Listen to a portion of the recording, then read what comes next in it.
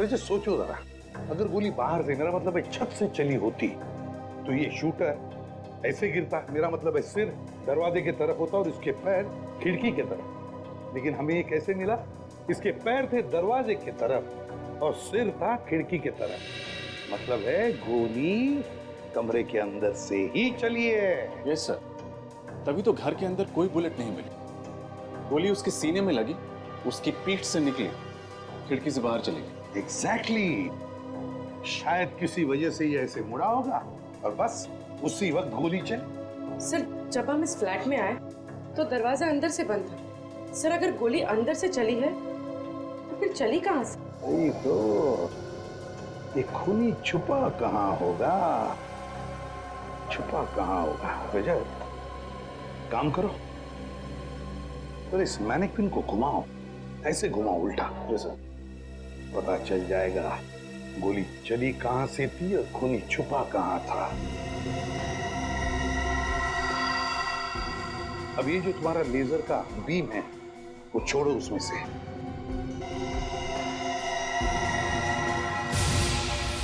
My God, sir laser तो speaker पे जा रहा है। उतारो स्पीकर को और खोलो।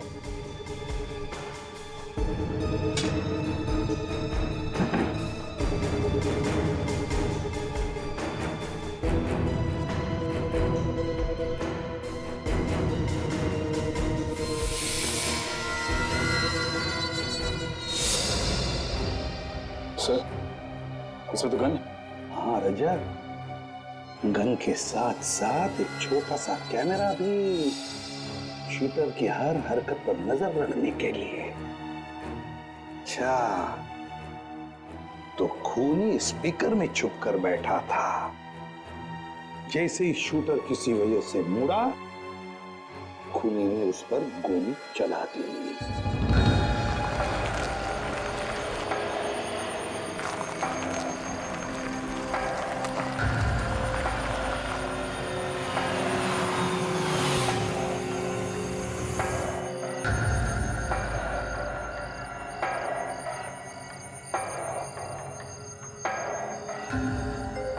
इस महेश का पूरा नाम महेश गद्दार है।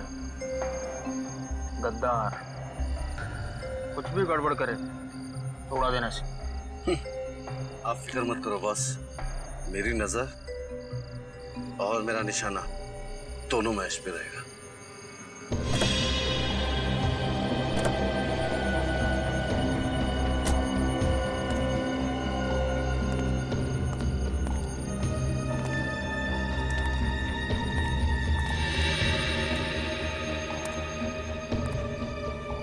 माल लाए मेरा। मैं जुबान का पक्का हूँ महेश बाबू। ताने मार रहा है? जरूरत पड़ी तो गोली भी मार सकता हूँ।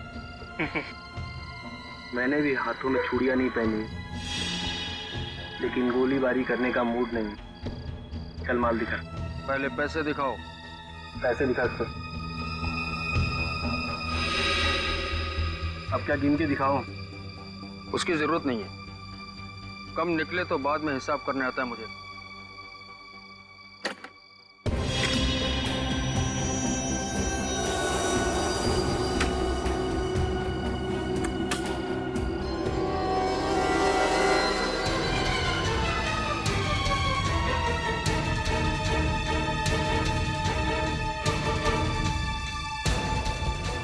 क्यों केवल जी? होशियारी नहीं, वरना इस गन के अंदर जितना भी लोहा है तुम्हारी खोपड़ी में उतार दूंगा, समझे? पूर्वी, फोटो दिखाओ इसे।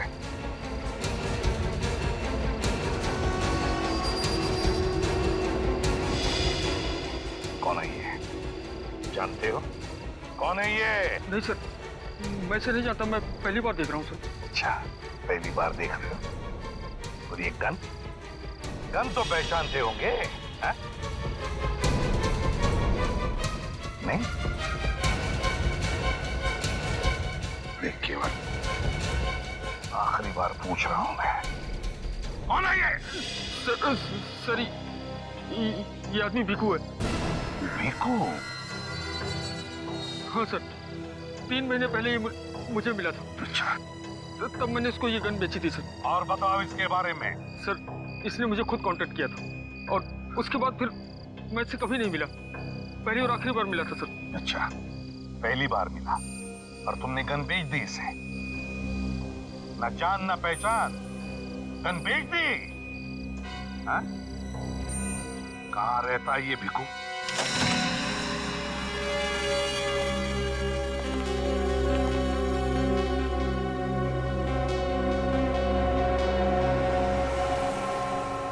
लगता है काफी माल कमाया इस भिखू ने।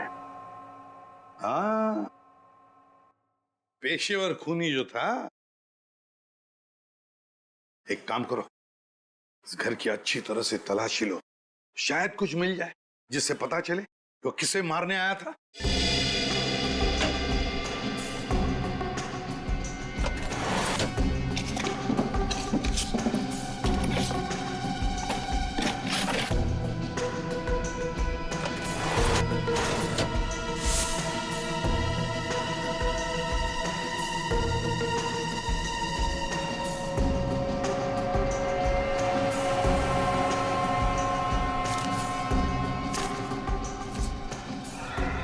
सर,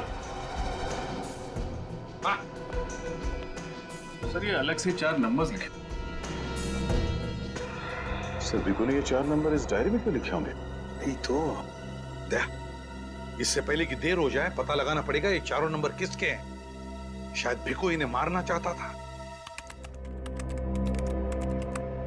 ये रिग देख के तो ऐसा लगता है कि खूनी ने खुद अपने हाथों से ही फिट किया है। हाँ सर, और ये गन पे छोटा मोटा कैमरा लगा हुआ है।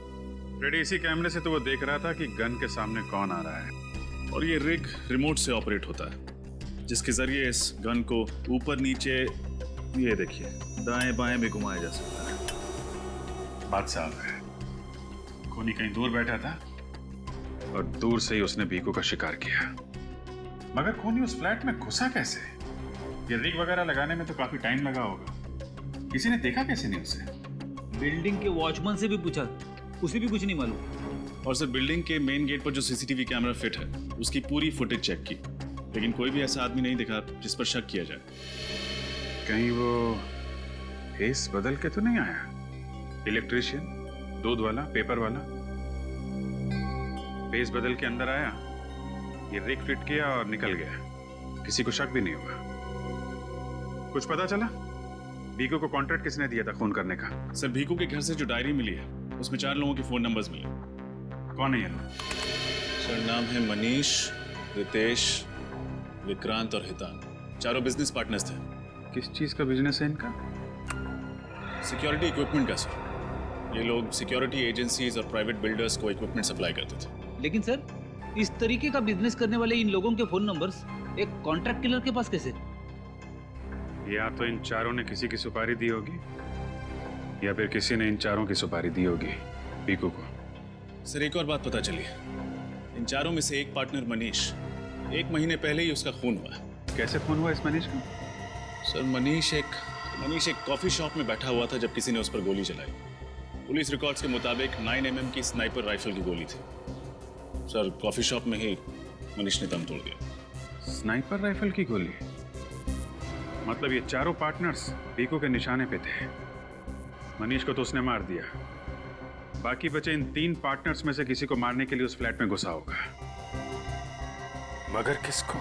सर उसी रास्ते पे जो ज्वेलरी शॉप के सीसीटीवी कैमरा की रिकॉर्डिंग है उसको श्रेया चेक कर रही, शायद कुछ पता चले।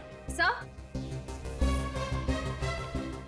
अच्छा, सर ये देखिए, ये आदमी कब से एक ही जगह पर खड़ा है और बार बार अपनी घड़ी चेक कर रहा है। हाँ सर, ऐसा लग रहा है जैसे ये किसी का बेसब्री से इंतजार कर रहा है।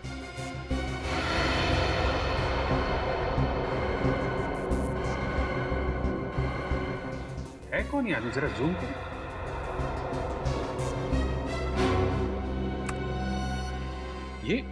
ये तो उन चारों पार्टनर्स में से एक है ना, विक्रांत? यस सर, मतलब मनीष के बाद भिखू का अगला शिकार विक्रांत था। नहीं रजत, मुझे नहीं लगता, क्योंकि विक्रांत काफी देर से वहां पे खड़ा था। अगर भिखू को विक्रांत को मारना होता कब का मार दिया होता। यस सर, तो फिर शायद भिखू विक्रांत को नहीं बल्कि उस आदमी को मारना चाहता हो जिसका इंतजार विक्रांत कर रहा था। मगर सर, ये विक्रांत इंतजार किसका कर रहा था? वो भी पता चल जाएगा। सर टेप को फॉरवर्ड करो।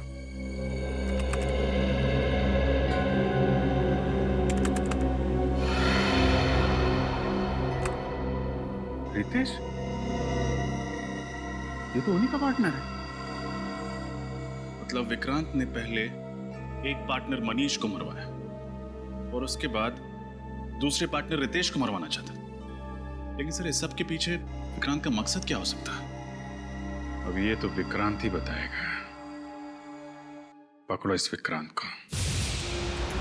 हेलो, हाँ जसवंत, आज का ये प्रेजेंटेशन अब बहुत ज़रूरी है। अगर ये कॉन्ट्रैक्ट हाथ से निकल गया ना तो करोड़ों का नुकसान हो जाएगा।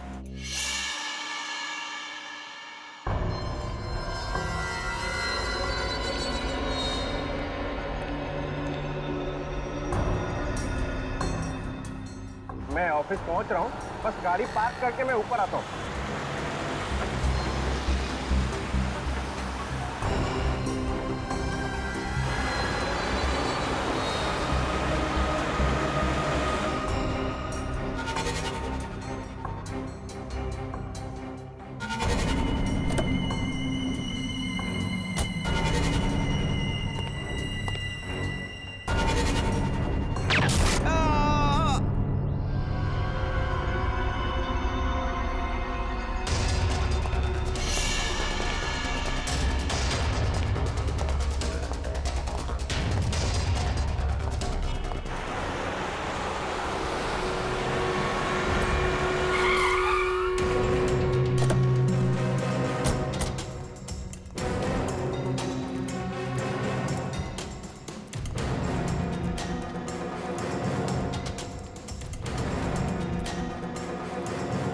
प्लीज आप लोग इस तरफ चलिए, प्लीज आइए आइए आइए, प्लीज हटिए हटिए, आइए इधर आइए प्लीज, आइए। चलिए सब एक साइड प्लीज।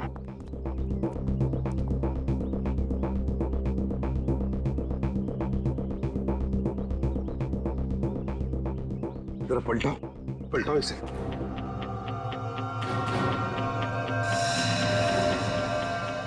इसकी छाती पे गोली मारी गई है। हाँ सचिन, इस विक्रांत को भी वहीं पर गोली मारी है जैसे मनीष को मारी थी।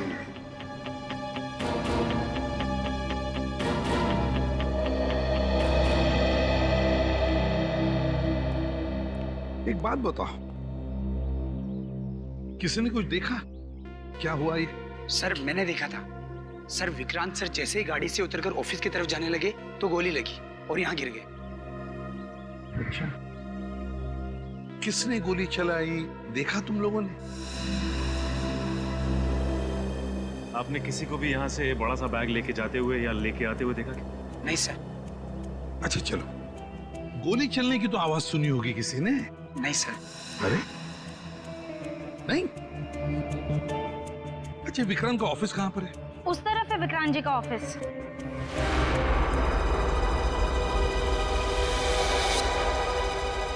सचिन, गोली तो यहीं से चली है, बिल्डिंग में से ही। अगर बिल्डिंग की खिड़कियां तो बंद है तो जरूर गोली छत से चली है, छत से। लगता है उसी आदमी का काम है, उसी खूनी का जिसने मनीष को मारा है। छत से गोली चली है। एक काम करो, छत पे जाकर देखो, देखो कुछ मिलता है क्या। और बिल्डिंग में जितने भी लोग हैं उनसे पूछताछ करो, पूछो उनसे क्या किसी ने किसी अनजान आदमी को बिल्डिंग में आते जाते हुए देखा है क्या? हाँ? सर, हम जिसे खूनी समझ रहे थे उसी का किसी ने खून कर दिया। वही तो हम सोच रहे थे कि विक्रांत रितेश को मारना चाहता है, या तो विक्रांत को ही किसी ने मार दिया। सर, हाँ।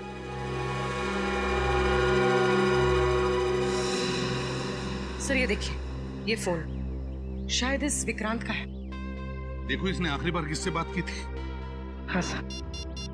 सर, इसने आखिरी बार किसी जसवंत से बात की थी। जसवंत? जसवंत तो विक्रांत का मैनेजर है। ये क्या हो रहा है सर? इन चारों पार्टनर्स के एक के बाद एक खून हो रहा है। एक बात बताओ जसवंत, विक्रांत इस वक्त ऑफिस में आने वाला था, ये और किस किस को पता था? वो तो हर रोज 10 बजे आते हैं सर, ये तो सारे स्टाफ को पता है। आखिरी बार तुम्हारी बात हुई थी विक्रांत के साथ? जी सर। क्या बात हुई थी? सर वो तो एक प्रेजेंटेशन के बारे में बात कर रहे थे। प्रेजेंटेशन और कुछ नहीं? जी सर। किसी पर शक है तुम्हें? किसने किया होगा ये? ऐसा कौन हो सकता है सर? मैं किस पे शक करूं जिसने मेरे पार्टनर विक्रांत को मार दिया? सिर्फ विक्रांत ही नहीं, कोई ऐसा आदमी है जो तुम चारों का दुश्मन है। क्या? हाँ, वो तुम चारों को खत्म करना चाहता है। लेकिन सर, मेरी तो ये समझ में नहीं आ रहा है कि हम चारों ने उसका क्या बिगाड़ा है। वो हमें क्यों मारना चाहता है? कल तुम और विक्रांत एक बिल्डिंग के नीचे मिलने वाले थे, है ना? हाँ सर। वहां भीखू नाम का एक शूटर तुम्हें निशाना बनाने वाला था, तुम्हें, मगर किसी ने उसे ही मार दिया। क्या? भीखू मुझे मारना चाहता था? हाँ, हमें लगा था कि सबके पीछे विक्रांत का हाथ है और उसी ने भीखू को तुम्हें मारने का कॉन्ट्रैक्ट दिया था। नहीं नहीं सर, ऐसा नहीं हो सकता। विक्रांत मेरा पार्टनर ही नहीं था, मेरा एक अच्छा दोस्त भी था। आपका चौथा पार्टनर मिस्टर हितांग फिलहाल कहाँ पर है? वो तो पिछले 1 महीने से शहर से बाहर गया हुआ है। उसके पिताजी की तबीयत खराब है। कब आने वाला है? उसने कहा तो था कि वो जल्द से जल्द लौटने की कोशिश करेगा। कुछ दिन पहले तुम्हारा एक्सीडेंट हुआ था, है ना? जी हाँ सर। क्या हुआ था? 5 मई को मैं अपनी बीवी और बच्चे के साथ एक पार्टी से वापस लौट रहा था। गाड़ी का टायर बीच में ही फट गया और एक्सीडेंट हो गया। उस एक्सीडेंट में मेरी बीवी और बच्चे तो मर गए, लेकिन मैं पता नहीं कैसे बच गया। अचानक टायर फटा कैसे? दरअसल मेरी गाड़ी पर किसी ने गोली चलाई थी। वो गोली गाड़ी के टायर पर लगी और टायर फट गया। गाड़ी बहुत स्पीड में थी और मैं उसे कंट्रोल नहीं कर पाया, बस। अच्छा, क्या तुम्हारा कोई दुश्मन है? मेरा मतलब है कोई बिजनेस राइवल? नहीं नहीं सर, मैं जानता हूँ कि बिजनेस में कॉम्पिटिटर्स होते हैं, राइवल्स होते हैं। मुझे नहीं लगता कि हमारा कोई दुश्मन होगा। सर, हाँ, बिल्डिंग की छत पे से मुझे ये बुलेट का शेल मिला है। 9mm shell, long range rifle का शेल ही है। सर फिर तो एक बात पक्की है कि खूनी ने विक्रांत पर छत से ही गोली चलाई है। हाँ पूर्वी, हमारा शक सही निकला। जिसने मनीष पर गोली चलाई उसी ने विक्रांत को भी मारा है। उसी ने विक्रांत पर गोली चलाई है। सचिन, खूनी को किसी ने आते जाते देखा बिल्डिंग में? सर मैंने सारे ऑफिसेज में चेक किया, लेकिन किसी ने भी उसे नहीं देखा है। पर सर ऐसे कैसे हो सकता है? वही तो, कहीं से तो घुसा होगा वो बिल्डिंग में, कहीं से तो घुसा होगा। सर बिल्डिंग के 2nd फ्लोर पे रेनोवेशन का काम चल रहा है और मजदूरों का आना जाना लगा रहता है, इसलिए बिल्डिंग वालों ने पीछे का रास्ता खोल दिया उनके लिए। बस, तो वहीं से घुसा है वो, शायद बेस बदल कर, और फिर अपना काम करके भगदड़ का फायदा उठाकर भाग गया वहीं से। ये आदमी तो बहुत खतरनाक लग रहा है सर। हाँ, बहुत ही खतरनाक आदमी है वो। 3 खून कर चुका है वो। तुम भी संभल के रहना। तुम जहां भी जाओ किसी को भी पता नहीं चलना चाहिए। और सचिन, इनका चौथा पार्टनर हितांग, उसे कांटेक्ट करो और उससे कहो कि जैसे वो शहर में आए हमें इन्फॉर्म करें। सर, रितेश अपने परिवार के साथ जब एक पार्टी से लौट रहे थे तब उनकी गाड़ी पर गोली चलाई गई जो टायर पे लगी। रितेश गाड़ी को कंट्रोल नहीं कर पाए और गाड़ी फांजा ब्रिज से नीचे गिर गई। इस एक्सीडेंट में उनकी पत्नी और उनके इकलौते बेटे की मौत हो गई, लेकिन वो बच गए। और ये एक्सीडेंट हुआ कब? सर, मनीष के खून के 1 हफ्ते बाद। तो कहीं इस भीखू का हाथ तो नहीं है इस एक्सीडेंट में? सर मेरा तो रितेश पर शक पक्का हो रहा है। हो सकता है अपने परिवार और अपने पार्टनर्स का बदला लेने के लिए उसी ने भीखू पर गोली चला दी। हम अगर भीखू पे तो रिमोट कंट्रोल से गोली चलाई गई है और फुटेज में दिख रहा है रितेश विक्रांत के साथ मिलने आया था। अगर उसने कुछ किया होता तो हमें दिख जाता फुटेज में। अगर रितेश या हितांग ने भीखू का खून नहीं किया तो फिर किसने किया? कहीं ऐसा तो नहीं कि इनके किसी बिजनेस राइवल ने भीखू को कॉन्ट्रैक्ट दिया हो इन्हें मारने के लिए? इन चारों पार्टनर्स के बिजनेस राइवल के बारे में पता लगा है क्या? लगाया ना सर, मगर अभी तक किसी पर शक नहीं हो रहा है। लेकिन एक अजीब बात सामने आई है सर। क्या? इनकी फर्म को एक ऑर्डर मिला था, एक प्राइवेट सिक्योरिटी एजेंसी को माल पहुंचाना था, लेकिन ऐन वक्त पर ऑर्डर कैंसिल हो गया। तो उस ऑर्डर का इन पार्टनर्स की मौत के साथ कोई संबंध? संबंध हो सकता है सर। ऑर्डर बड़ा था, करोड़ों रुपए का। एंड वक्त पर ऑर्डर कैंसिल होने की वजह से इनको बहुत बड़ा नुकसान उठाना पड़ा था। बल्कि आज भी कंपनी कर्जे में डूबी हुई है। और ये ऑर्डर कैंसिल होने की वजह? सर वो तो पता नहीं चल पाया है, लेकिन चारों पार्टनर्स के खिलाफ एक कोर्ट केस चल रहा है। और सर इसी टेंशन की वजह से एनुअल जनरल मीटिंग में उन चारों पार्टनर्स के बीच झगड़ा भी हुआ था। पता लगा उस कॉन्ट्रैक्टर ने अपना ऑर्डर कैंसिल क्यों किया था। शायद वहीं से हमें कोई नया सबूत या सुराग मिल जाए जो इस केस को सुलझाने में हमारी मदद कर सके। आपसे कुछ सवाल पूछने। सवाल? कैसे सवाल? रेडियन सिक्योरिटी इक्विपमेंट के 4 पार्टनर्स मनीष, हितांग, रितेश और विक्रांत, तो आप जानते हैं? जी हाँ, वो हमारी सिक्योरिटी कंपनी के सबसे बड़े सप्लायर हैं। तो फिर उनका एक बड़ा ऑर्डर लास्ट मोमेंट पर कैंसिल क्यों किया आपने? इसलिए कर दिया कि उनके क्वालिटीज एकदम घटिया और दाम एकदम ऊंचे थे।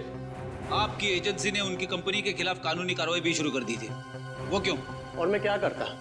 देखिए, शहर के वीवीआईपीज, बड़े बड़े सेलिब्रिटीज हमारे क्लाइंट हैं। हम प्राइवेट बैंक्स को भी सर्विस प्रोवाइड कराते हैं, और इस घटिया क्वालिटी की वजह से हमारे कुछ क्लाइंट्स राइवल्स के पास चले गए और कुछ लोगों की तो मौत हो गई। ओह, यानी कि बात सिर्फ ऑर्डर कैंसिल करने तक नहीं है, बात बहुत आगे बढ़ चुकी है। जी हाँ, हमने इनके खिलाफ कोर्ट में केस दर्ज कर दिया है। इन चारों की लापरवाही और लालच की वजह से ये लोग मरे, हमारी वजह से नहीं। और अगर हम कोर्ट में केस जीत जाते हैं तो ये चारों के चारों जेल में सड़ेंगे। सर, ये मामला तो और भी संगीन होता जा रहा है। शायद इसी वजह से कोई है जो चारों पार्टनर्स को मारना चाहता है। अच्छा, कोई और है जिसको ये करोड़ों का ऑर्डर कैंसिल होने से घाटा हो सकता हो, जिसको इतना नुकसान हुआ हो कि वो चारों पार्टनर्स को नुकसान पहुंचाने की सोचे? रेडियन कंपनी को फाइनेंस 2 ही लोग कर रहे थे, हर्षद और शांतनु, और ये डील कैंसिल हो जाने से उन्हें करोड़ों रुपए का नुकसान हुआ था। फिलहाल तो शक की सुई इन 2 फाइनेंसियर्स हर्षद और शांतनु पर आकर अटक गई है। हो सकता है गुस्से में आकर उन दोनों ने इन चारों पार्टनर्स को मारने का प्लान बना लिया। श्रेया, इन दोनों फाइनेंसियर्स के बारे में सारी इंफॉर्मेशन निकालो। सर। हेलो, हाँ बोलो। क्या? ठीक है। क्या हुआ सर? चौथा पार्टनर हितांग शहर में वापस आ गया है और उसने एयरपोर्ट के पास एक होटल में चेक इन किया है। इससे पहले कि वो शातिर खूनी उस पर जानलेवा हमला करे, उसको रोकना होगा।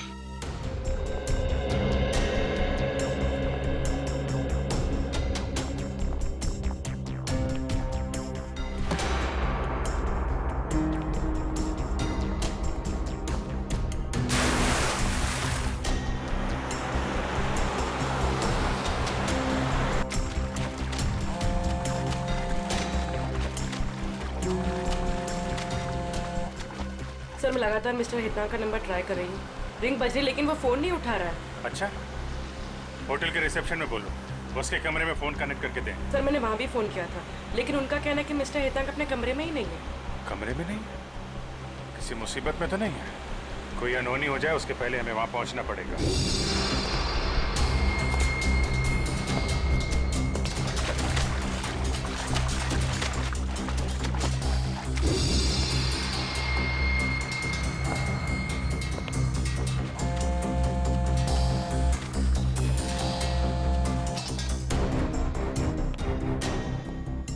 अरे सुनो, हाउसकीपिंग का सारा स्टाफ कहाँ है? मैं कब से उन्हें ढूंढ रही हूँ। मुझे मन्नू से बात करनी है। मैं तुमसे बात कर रही हूँ। क्या नाम है तुम्हारा?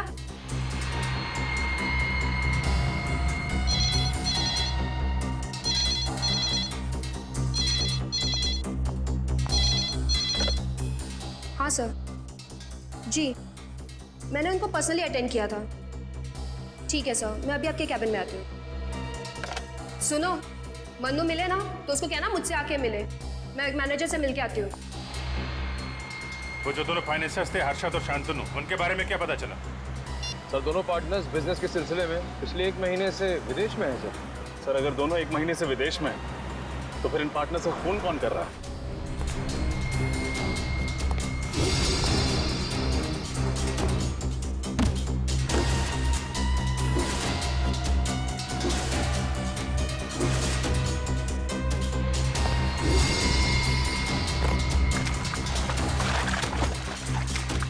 इस बिजनेस डील में 4 पार्टनर्स और 2 फाइनेंसर्स। हम शक किस पर करें? उस पर जिसे हम अब तक नजरअंदाज करते आए हैं।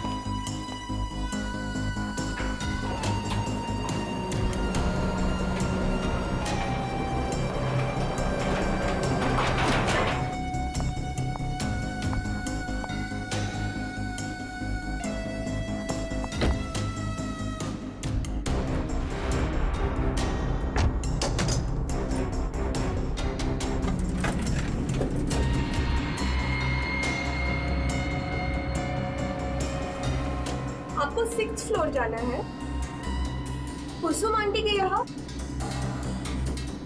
आपको मैंने पहले यहाँ कभी देखा नहीं है।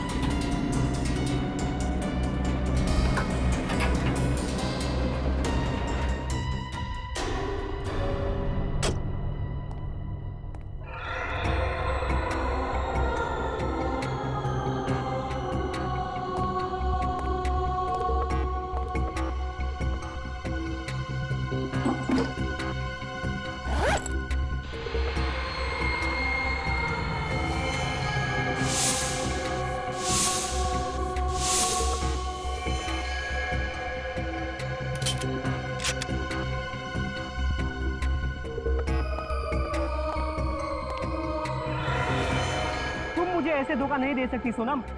प्यार किया मैंने तुमसे, परिवार को छोड़ा है मैंने तुम्हारे लिए। मैं मजबूर हूँ नवीन, प्लीज मुझे समझो। क्या समझूं? ये एक बेवफा से मैं वफा की उम्मीद कर बैठा। तुम्हारी जिंदगी नर्क बना दूंगा मैं सोनम, चैन से नहीं जीने दूंगा मैं तुम्हें। काट काट।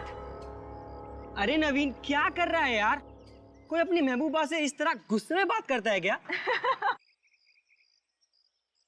उसने मुझे धोखा दिया है तो गुस्सा तो आएगा ना? आएगा, पर गुस्से के भी टाइप्स होते हैं ना यार। तू उससे प्यार करता है, तुझे दर्द हुआ है, पर तेरे गुस्से में भी वो प्यार दिखना चाहिए, तेरे आंखों में वो नमी दिखनी चाहिए। यार तुझे बड़ा एक्सपीरियंस है, तू क्यों नहीं कर देता आके?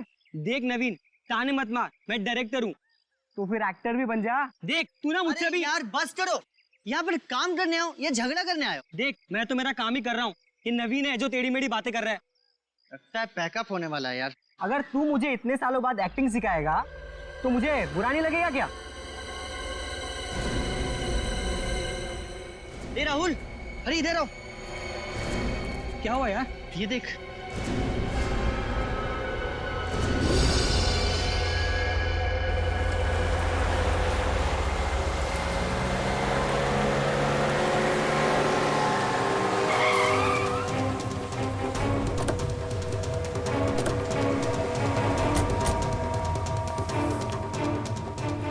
राजा, तुम सीढ़ियों से जाओ, हम लिफ्ट से आते हैं।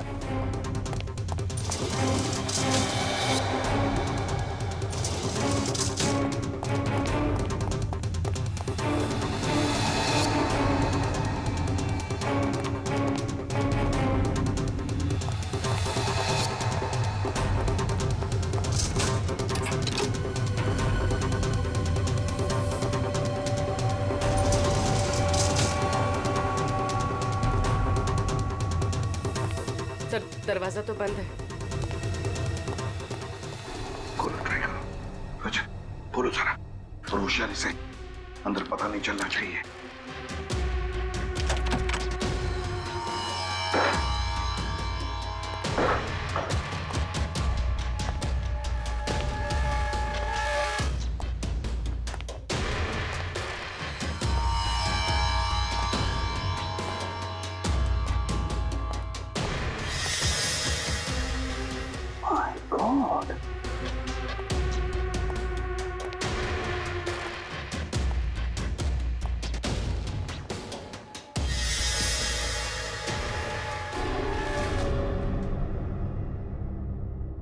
सर ये तो मर चुका है। शूटर कोई किसी ने मार दिया।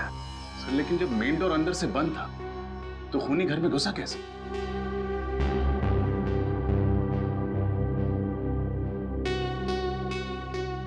खूनी घर के अंदर नहीं, घर के बाहर था। जैसे इसने अपने शिकार पर निशाना लगाया होगा, खूनी ने इस पर निशाना लगाया और गोली चला दी। इसे जरा पलटू इसे।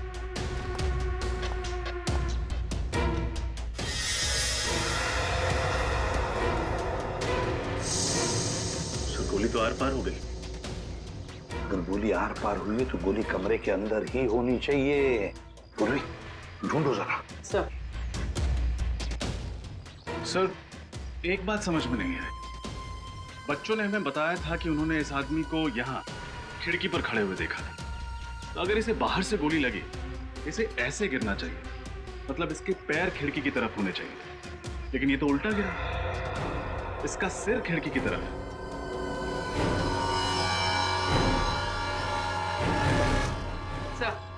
सब बुलेट कहीं नहीं मिली। अच्छा, कमरे के अंदर बुलेट नहीं मिली, ये आदमी उल्टा पड़ा है। समझ में नहीं आता ये सारा चक्कर है क्या? सर इसकी जेब में ये 2 बुलेट और कुछ पैसे मिले। कोई आईडी वगैरह, कोई नाम पता नहीं मिला। ऐसा आदमी अपनी जान पहचान लेकर थोड़ी घूमेगा रजत। पर सर यहाँ ये मारने किसे आया होगा? यहाँ खड़े होके इसी बिल्डिंग के किसी आदमी को तो मारेगा नहीं। जरूर किसी ऐसे आदमी को मारने आया होगा जो सामने रास्ते पे खड़ा हो या फिर वहां आने वाला होगा। रजय, आते वक्त देखा था मैं, इस बिल्डिंग के कंपाउंड के बाहर एक ज्वेलरी शॉप है और ज्वेलरी शॉप के बाहर सीसीटीवी कैमरा लगा हुआ है। CCTV camera. पूर्वी, उस सीसीटीवी कैमरा का फुटेज लेकर आओ और बिल्डिंग के वॉचमैन को भी ऊपर भेज दो। सर क्या सोच रहे हो रजय? तो सामने इतनी सारी बिल्डिंग्स हैं, इतने सारे फ्लैट्स हैं, हमें पता कैसे चलेगा कि गोली कहां से चलाई गई? पता चल सकता है रजत। जिस एंगल से गोली इस आदमी के शरीर में घुसी है, उस एंगल से पता चलेगा कि गोली चली कहां से है। गोली चली कहां से है। बॉडी को फॉरेंसिक लैब भेज दो, सब पता चल जाएगा। हाँ सर, कुछ पता चला? अभिजीत, गोली तो इसे सामने से ही लगी है। सर ये हमें मालूम है, कुछ और बता सकते हो? गोली कहां से चली है, किस एंगल से चली है, ये बता सकते हैं आप? मैं तुम्हें दिखा सकता हूँ। हाँ,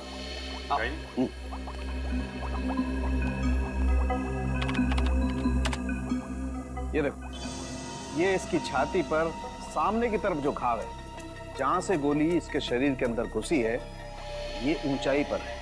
और ये दूसरा घाव जो इसकी पीठ पर है, जहां से गोली निकली है, ये नीचाई पर है। ऐसे इसका मतलब इसे गोली ऊपर से लगी है और लगभग 28 डिग्री के एंगल से। इसका मतलब या तो जिसने गोली चलाई है वो ऊंचाई पर था, या फिर कोई 10 फीट का आदमी था। 10 फुट लंबा। बेटी, तुमने आज तक किसी 10 फीट के आदमी को देखा है?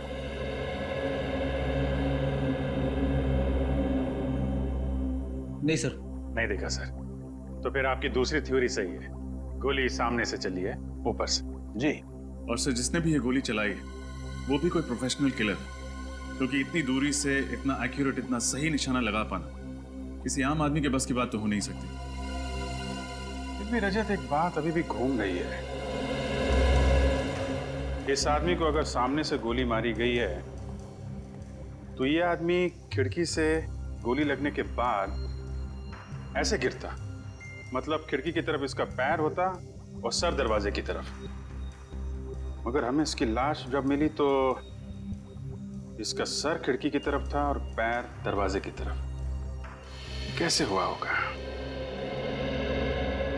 साहब साहब, इसके फिंगरप्रिंट से कुछ पता चला कि ये आदमी कौन है? नहीं, वो पता नहीं लगा, क्योंकि इसके फिंगरप्रिंट्स हमारे क्रिमिनल डाटाबेस में किसी के साथ मैच ही नहीं होते।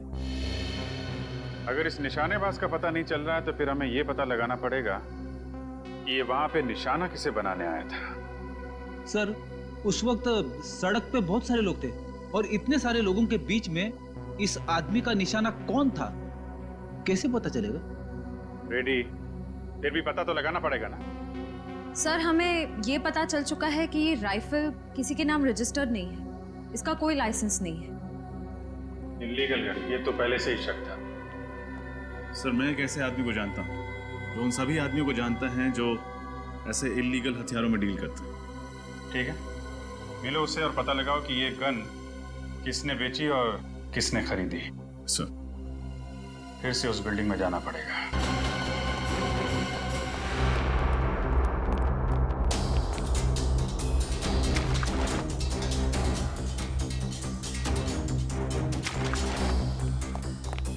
आपके गेस्ट मिस्टर हेतांग इस वक्त कहाँ हैं? आपने पहले भी फोन किया था उन्हें पूछने के लिए। आप ये बताइए कि वो इस वक्त कहाँ मिलेंगे? अभी थोड़ी देर पहले नीचे गए, शायद जिम में होंगे या स्विमिंग पूल के अंदर होंगे, हो सकता है रेस्टोरेंट में भी बैठे हो। अच्छा, ये फोटो देखो, ये मिस्टर रितेश की है। इनको आपने इस होटल में आते जाते देखा है? हाँ, शायद थोड़ी देर पहले मैंने इन्हें होटल में देखा है। देखा है?